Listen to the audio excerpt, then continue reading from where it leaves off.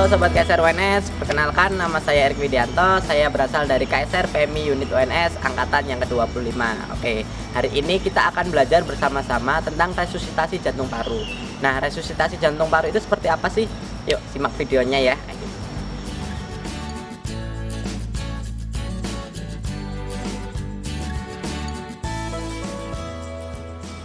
Oke, baik teman-teman, hari ini kita akan membahas tentang CPR atau yang sering kita dengar dengan istilah RJP atau resusitasi jantung paru kayak gitu. Itu apa sih Mas kayak gitu resusitasi jantung paru? Nah, di pertemuan sebelumnya di Tandu episode 3 kalau nggak salah saya sudah pernah mengajarkan tentang hand only CPR. Nah, kalau dulu yang saya ajarkan itu tentang gerakan tangan kayak gitu. Cuma pada pertemuan kali ini kita akan belajar tentang CPR kayak gitu, ataupun resusitasi jantung paru. Nah, sebelum mengarah ke situ, ini kan tindakan ini digunakan untuk orang-orang yang dia mengalami henti jantung, dia kemudian tiba-tiba pingsan, tenggelam seperti itu kayak gitu. Nah, untuk memperdalam ataupun memperjelasnya dulu, kita akan belajar tentang penyebab henti jantung itu apa sih kayak gitu. Nah, secara singkat, henti jantung itu bisa disebabkan karena dua faktor kayak gitu. Yang pertama karena jantungnya itu sendiri, dan yang kedua karena ada gangguan pada paru-paru gitu. Jadi kalau jantung sama paru-paru ini salah satu mengalami gangguan, kemungkinan nanti fungsi jantung juga akan mengalami gangguan gitu. Contoh gangguan paru-paru itu apa kayak gitu. Nah, bisa seperti contoh gasping, kemudian kegagalan bernafas, atau orang sakit asma atau sesak nafas yang nanti menyebabkan paru-parunya itu nggak berfungsi dengan baik. Kalau paru-parunya nggak berfungsi dengan baik, otomatis gimana? Otomatis suplai oksigen ke dalam tubuh itu akan berkurang, termasuk ke dalam paru-paru dan otak kayak gitu. Kalau organ-organ vital ini nggak mendapatkan pasokan oksigen, otomatis organ-organ ini bisa mati, dan alhasil manusia ataupun tubuh korban itu juga bisa mati atau nggak berfungsi pada umumnya gitu. Oke, yang kedua adalah jantung itu sendiri. Nah, jantung ini bisa berhenti karena jantung itu sendiri karena beberapa penyakit. Contoh yang pertama ada cardiac arrest atau gangguan kelistrikan pada jantung. Yang kedua ada heart attack atau serangan jantung yang sering kita dengar di televisi ataupun di berita-berita kayak gitu. Nah, ini dua penyebab orang bisa henti jantung ataupun terjadi kegagalan fungsi jantung yang menyebabkan kita sebagai penolong pertama harus melakukan RJP kayak gitu. Nah, selanjutnya kita akan bahas tentang masalah mati ya gitu. Nah, sel-sel otak itu bisa mengalami mati yang kita bagi menjadi dua. Yang pertama ada mati klinis gitu. Nah, mati klinis ini apa? Mati klinis ini adalah mati sel yang bersifat reversible atau bisa dikembalikan seperti semula ya. Jadi ketika sel, terutama sel-sel di otak itu selama 4-6 menit dia nggak mendapatkan pasokan oksigen, dia akan mengalami mati klinis. Nah, mati klinis ini gimana Mas? Selnya ini bisa kembali hidup lagi kalau dia diberikan pasokan oksigen dan nutrisi ya dalam waktu 4-6 menit gitu. Tapi kalau nggak mendapatkan pasokan oksigen maupun nutrisi gimana Mas kayak gitu, sel ini nanti akan mengalami yang namanya mati biologis.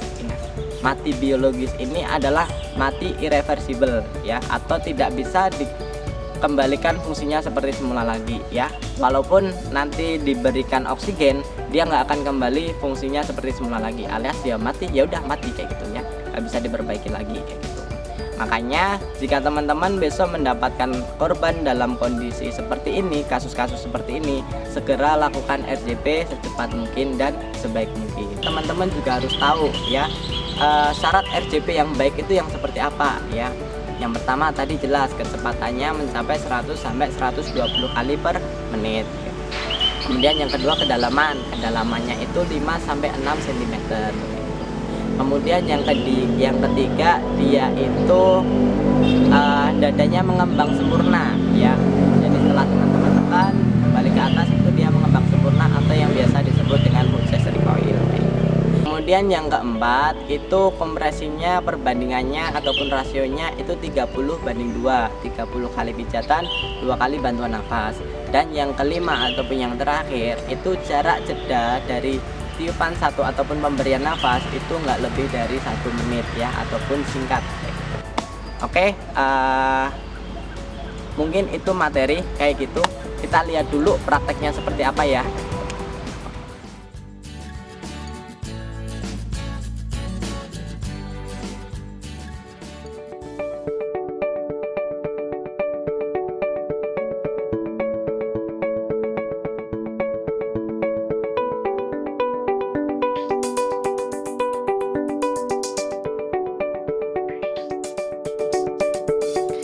Baik sobat KSR WNS, jika kalian menemukan korban dalam kondisi seperti ini, tiba-tiba dia tidak sadarkan diri, pastikan kondisi aman, dan kalau sudah aman, dekati korban,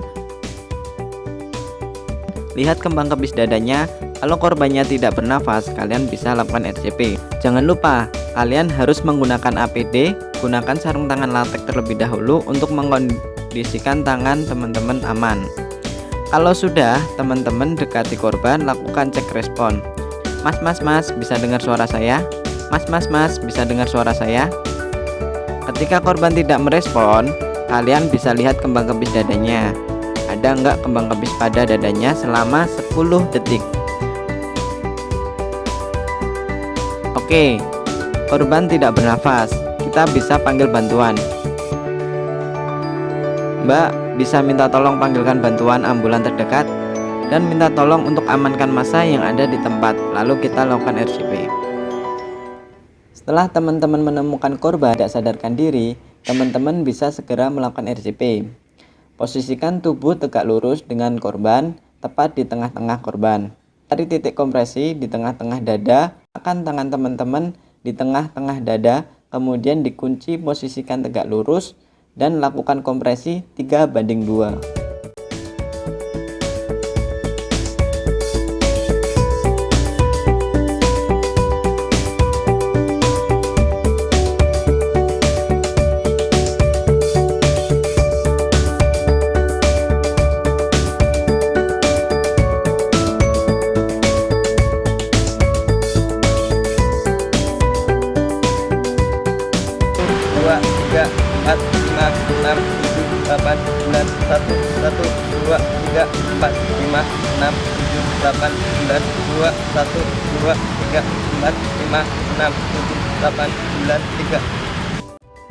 Untuk memberikan bantuan nafas, yang pertama lakukan adalah TDAD, kemudian tutup hidungnya, kemudian teman-teman kasih bantuan nafas.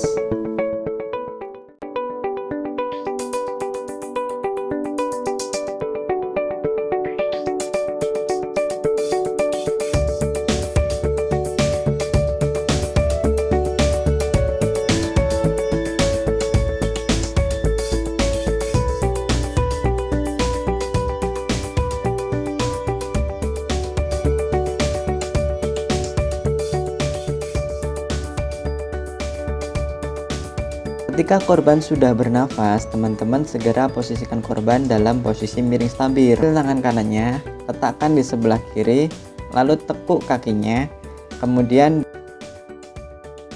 dorong ke depan. Oke, pada posisi seperti ini. Oke, kemudian cek tanda vitalnya selama 5 menit sekali. Oke teman-teman, baik, kapan sih RCP itu harus dihentikan? Oke, RCP itu harus dihentikan ketika yang pertama ya, penolong sudah kelelahan gitu. Atau yang kedua, korbannya sudah sadar gitu. Atau yang ketiga, ada tanda-tanda pasti mati. Tanda-tanda pasti mati itu apa? Ada lebam mayat, ada kaku mayat, ada pembusukan, ataupun yang terakhir ada cedera yang mematikan. Contoh seperti kepalanya sudah terlepas. Selanjutnya ada komplikasi ketika kita melakukan RCP gitu. Yang pertama itu sangat dimungkinkan bisa terjadi patah tulang dada ataupun tulang iga gitu. Yang kedua bisa terjadi pneumotorak atau bocornya paru-paru kayak gitu. Yang ketiga bisa terjadi hemotorak atau perdarahan dalam paru-paru. Yang keempat bisa terjadi memar ataupun luka pada paru-paru atau organ dalam. Dan yang kelima bisa terjadi kebocoran hati. Oke, baik sobat KSR WNS, itu tadi penjelasan tentang penanganan CPR kayak gitu. Jangan lupa ya, lepas alat pelindung dirinya, juga gunakan sabun cuci tangan. Atau kalau nggak ada, teman-teman bisa menggunakan hand sanitizer yang seperti yang saya gunakan.